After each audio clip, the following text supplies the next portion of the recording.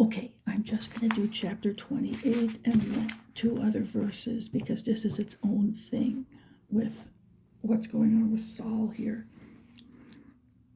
Okay, now it happened in those days that the Philistines gathered their armies together for war to fight with Israel. And Achish said to David, "You assuredly know that you will go out with me to battle, you and your men."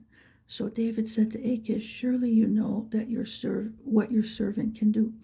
And Achish said to David, "Therefore I will make you one of my chief guardians forever." Now Samuel had died, and all Israel had lamented for him and buried him in Ramah in his own city.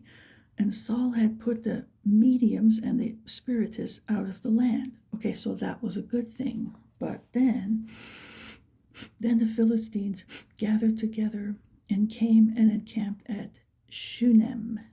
So Saul gathered all Israel together, and they encamped at Gilboa. When Saul saw the army of the Philistines, he was afraid, and his heart trembled greatly.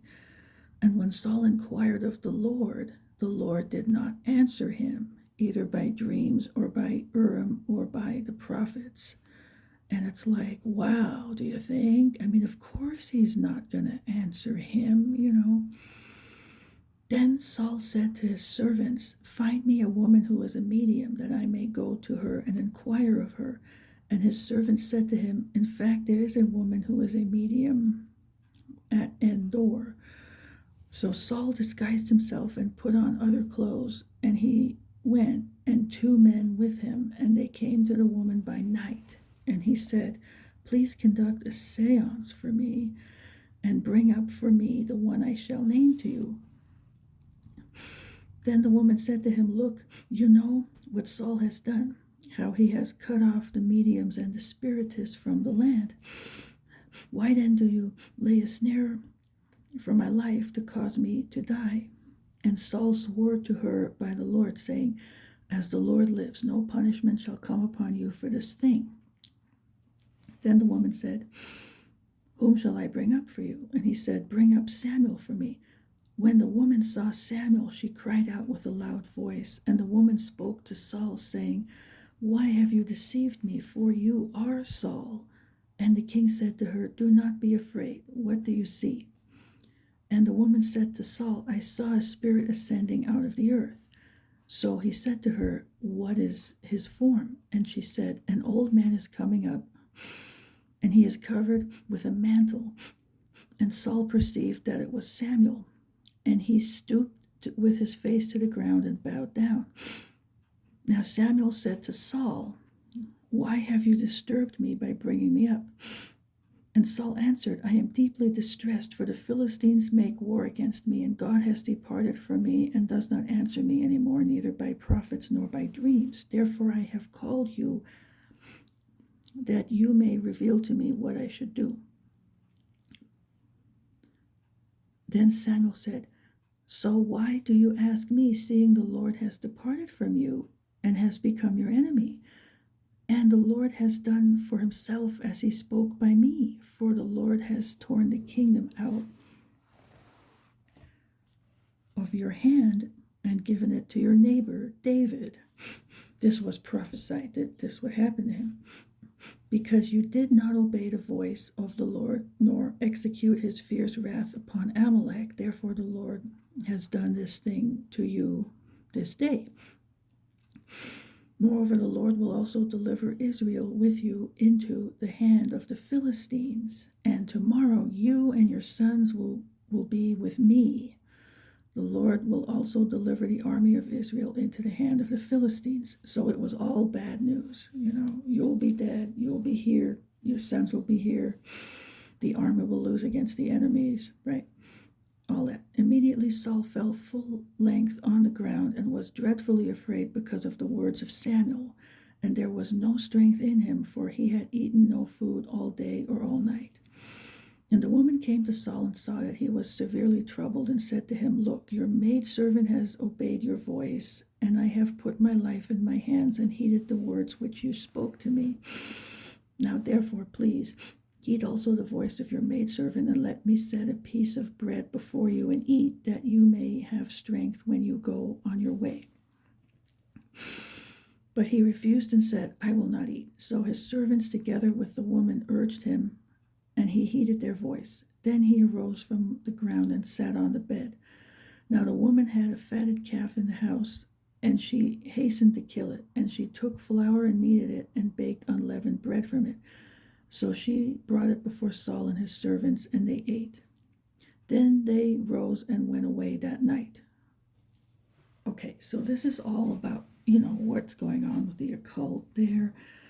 And it's pretty self-explanatory. I talked about that before. You're not supposed to do those things. But that's what I have said many times, because it comes up many times. But what was interesting about all this is the fact that Saul went there, and the reason he went there was because he wasn't hearing from the Lord. And this is how it works. It's like, sometimes God will say to people, do you go to a false God because there is no God in Israel? Like, why are you doing that? You either go to God or his enemy. So since God had departed from him for obvious reasons, he was going to the enemy. And anyway, okay, so Samuel had passed away. He was in Abraham's bosom. And apparently this was a real account that he came and told him this. Because, anyway, and it happened. So that's all we can say from reading that. But now we have this. It's 1 Chronicles 10, 13 through 14. That's the other verse. It says here, So Saul died for his unfaithfulness which he had committed against the Lord, because he did not keep the word of the Lord, and also because he consulted a medium for guidance.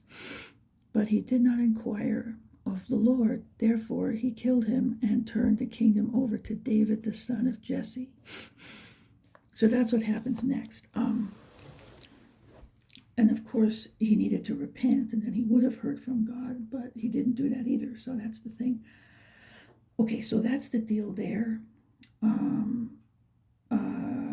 So that's the end of this.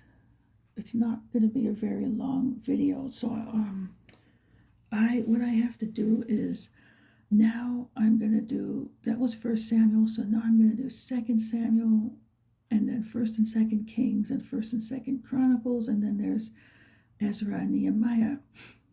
And the thing is, there's a lot of overlap. So I have to read all this first, and then outline it, and then come back and do the videos so it's not repeated, So this probably will take a few days to do all this sorting out. So I'll be probably done and be able to do this on maybe the weekend. So I'll be back with that. And I might make a separate video mentioning this, but I'll definitely be back sometime by the weekend to do the rest of the videos. But I just wanted to mention that. Don't worry, the rapture's not coming right now, okay? A lot of people are thinking that again. No, it's not that. Okay, anyway, so I'll be back. Either make one more little video about this plan, or I'll just leave it at this and be back on the weekend with the other videos. Okay, God bless, and I'll be back later.